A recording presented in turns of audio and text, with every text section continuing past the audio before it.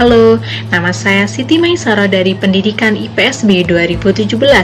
Pada kesempatan kali ini saya akan membagi beberapa hal mengenai COVID-19.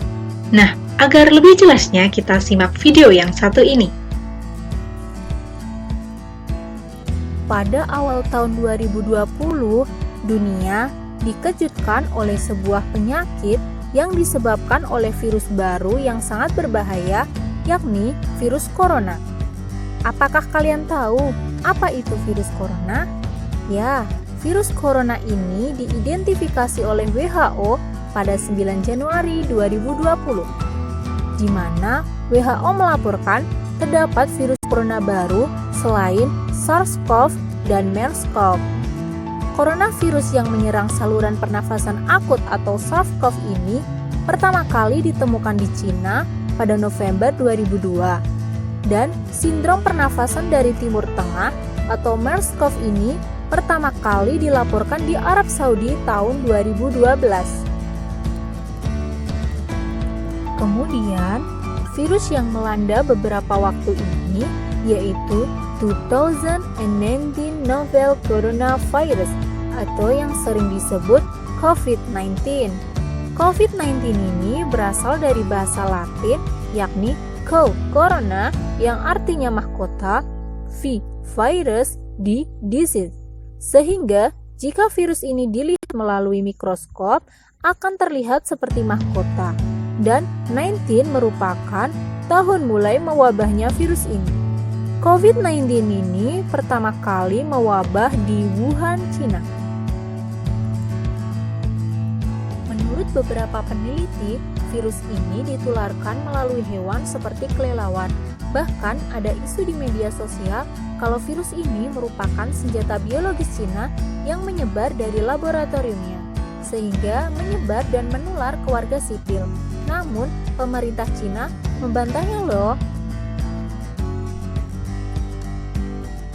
Saking menularnya, virus ini telah menyebar lebih dari 95% negara. Bahkan, jumlah kasus paling banyak saat ini ada di Eropa. Kemudian, Organisasi Kesehatan Dunia WHO telah menetapkan COVID-19 ini sebagai pandemi. Pandemi diartikan sebagai penyakit yang telah menyebar ke beberapa negara atau benua. Oleh karena itu, WHO secara resmi mengumumkan status darurat dunia. Kemudian, penyebaran COVID-19 ini bisa melalui aerosol atau melalui air liur penderita saat bersin atau batuk.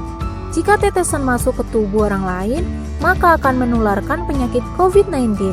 Yang kedua adalah kontak fisik, yaitu saat penderita melakukan kontak fisik kepada orang lain, virus akan menempel ke permukaan orang tersebut. Jika orang tersebut menyentuh hidung, mata, atau mulutnya tanpa cuci tangan, maka virus akan masuk ke dalam tubuhnya, lalu akan memperbanyak diri atau mereplikasi. COVID-19 ini dapat menimbulkan infeksi saluran pernafasan. Penderita COVID-19 ini dapat mengalami gejala ringan seperti hidung berair, sakit kepala, batuk, nyeri tenggorokan, dan demam. Atau infeksi pernafasan berat seperti demam tinggi, batuk berdahak, bahkan berdarah, sesak nafas, dan nyeri dada. Namun secara umum ada 3 gejala yang bisa menandakan seseorang terinfeksi COVID-19, yaitu demam, batuk, dan sesak nafas. Bahkan dalam kasus lain dapat mengakibatkan pneumonia, infeksi sekunder organ lain, gagal ginjal, bahkan sampai kematian. Kemudian, bagaimana dengan kasus pandemi COVID-19 di Indonesia? Kasus pandemi COVID-19 di Indonesia sejak 13 April 2020 tercatat 4.557 kasus, yang sembuh sudah ada 380 dan yang terpaksa meninggal ada 399 orang. Indonesia juga telah melakukan social distancing. Social distancing adalah pembatasan sosial dengan cara menjaga jarak antar satu orang dengan orang lain sekitar 1-2 meter. Dan diharapkan jika tidak ada keperluan mendesak, masyarakat dihimbau untuk tetap di rumah. Social distancing ini diharapkan dapat menurunkan jumlah kasus yang ada. Kemudian, Senin 30 Maret 2020, pemerintah Indonesia menetapkan pembatasan sosial berskala besar atau PSBB. PSBB ini diatur dalam Undang-Undang Kekarantinaan Kesehatan Nomor 6 Tahun 2018, Pasal 59 yang artinya ada kedaruratan kesehatan masyarakat. PSBB ini diterapkan karena social distancing belum dijalankan secara benar oleh pemerintah. Kemudian, apa saja yang harus kita patuhi selama menjalankan PSBB?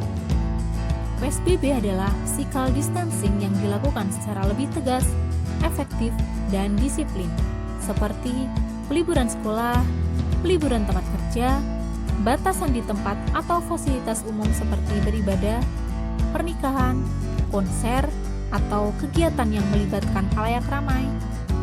Skenario penutupan jalan, dilarang mudik ke kampung halaman, dan langkah terakhir, jika keadaan memburuk akan diberlakukan darurat sipil.